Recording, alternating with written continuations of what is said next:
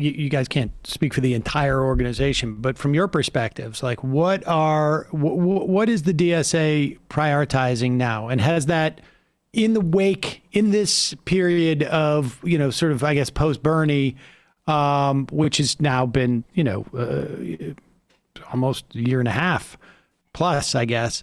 But has the DSA changed its priorities in either way? What are they? And is there a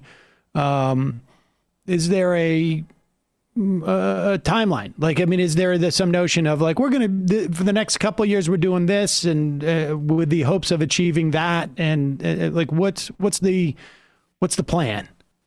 Yeah. So great you asked that, Sam, because this year at the National Convention, we passed a national platform for DSA in terms of there's a long list of, you can think of many issues in terms of whether it be race, whether it be labor organizing, whether it be elections, and there's a bunch of kind of a wish list of sorts of what we're trying to achieve here.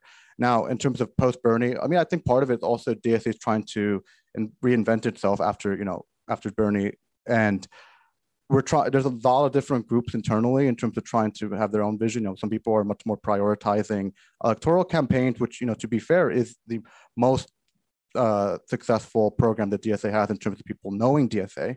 And so people are focusing on trying to, we should be going all in on this. There are those who are trying to focus more on, say, abolitionist organizing, given what happened that last year. And then there are those who are focusing, maybe we should be doing more tenant organizing. There's been some very successful tenant organizing in the Bay Area, for instance.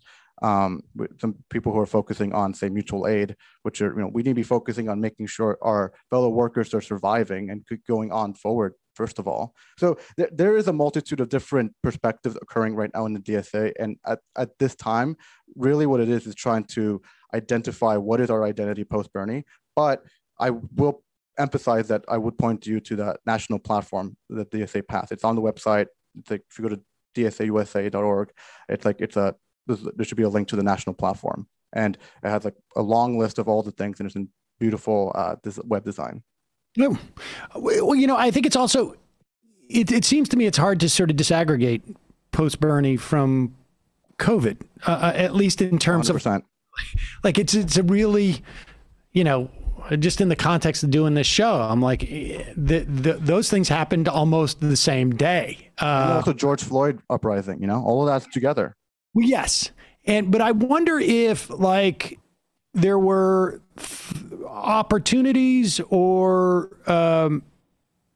if COVID provided opportunities, or I should say the pandemic, obviously not COVID.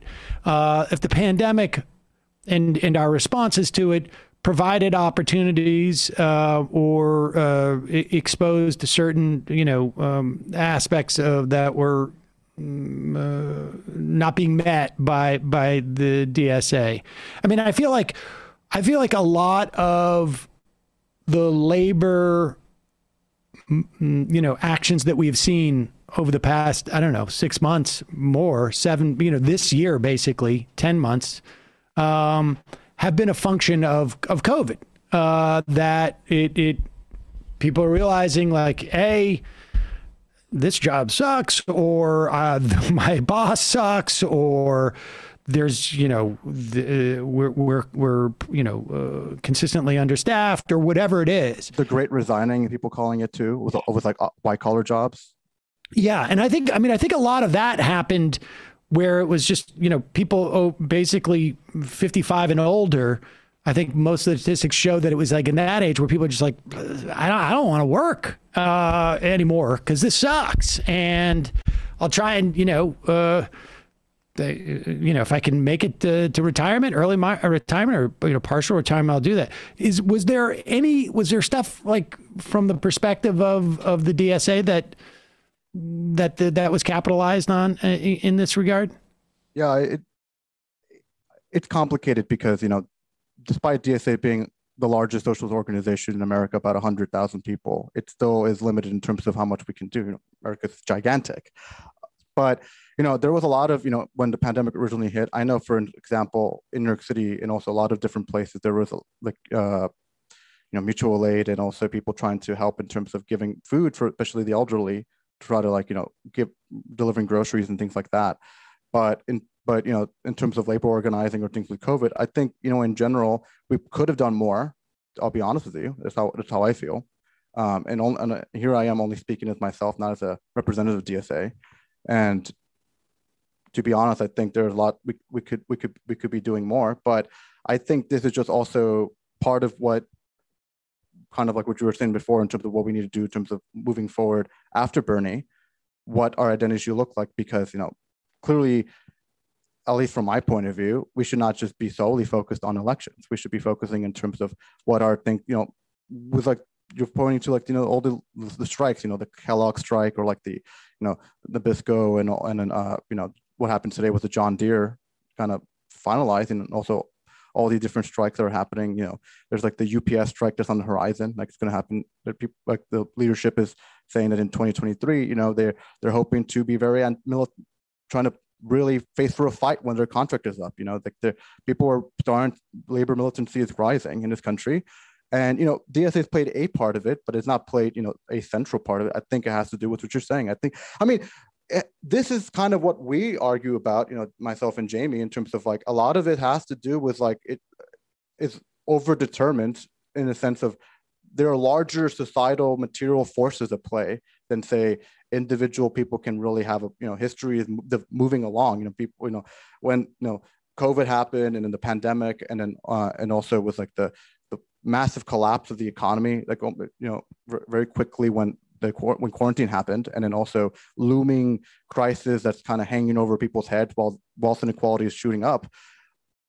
You don't have to be approached by a socialist necessarily to be thinking, well, this is not right. Yeah, right. Like we had a major uprising last year, and maybe the politics weren't as fully formed as some people might have liked them to be, but we had a mass of people, proletarians, multiracial proletarians, but led by Black and brown youth, saying, this is fucked. It's bad. We're tired of watching people get killed. We're tired of going hungry. We're tired of seeing our relatives die of COVID, all of the things in one. And something I've really been thinking through is why the two great surges, the two great populist uprisings of the past 2 years came out in two different parts, by which I mean the Bernie campaign and the George Floyd uprising. And there were certainly some places where they overlapped, but I think perhaps the challenge for any socialist organization going forward is going to be to try to synthesize these things and grow together groups that are led by different fractions of the class. Because, as the typical DSA person is sort of a downwardly mobile white millennial, maybe white collar worker who went to college. Not all of them, obviously, but that is disproportionately true. Whereas the people who participated in the direct actions and the militant portions of the George Floyd uprising were largely more Black and brown proletarian youth. So I really think it is an essential task of any socialist or communist organization to figure out how to grow those things together. Yeah, and I think another thing, just real quick, Sam, is just like, it's on this last note, it's just, I think an important thing too that we should be mindful of, and I have this in the front of my mind, as someone who's Latino, it's like, I was talking to Jamie about this last night. A big factor is like, people like, and I mean this literally, I do not mean this metaphorically. There are many people who they're ready or already on board with like a lot of what the left wants, even the most radical demands. But many organizers just literally do not speak the same language, as in like they do not speak, many people out there do not speak English or do not speak English well. And like, a good example in terms of the evidence, look at like the massive amount of support by Latinos for Bernie in the primary. And, a lot of that has to do with like, if you're trying to reach them to do other things, how are they going, I know for myself, it's something like a criticism I have about DSA. And again, this has more to do with the demographics than it is about structurally. It's about, my parents voted for Bernie in 2020. They're really on board with like a lot of the stuff I talk about, or Jamie argues, or DSA argues, but I can't bring them to a meeting because, they feel out of place because they mostly speak Spanish.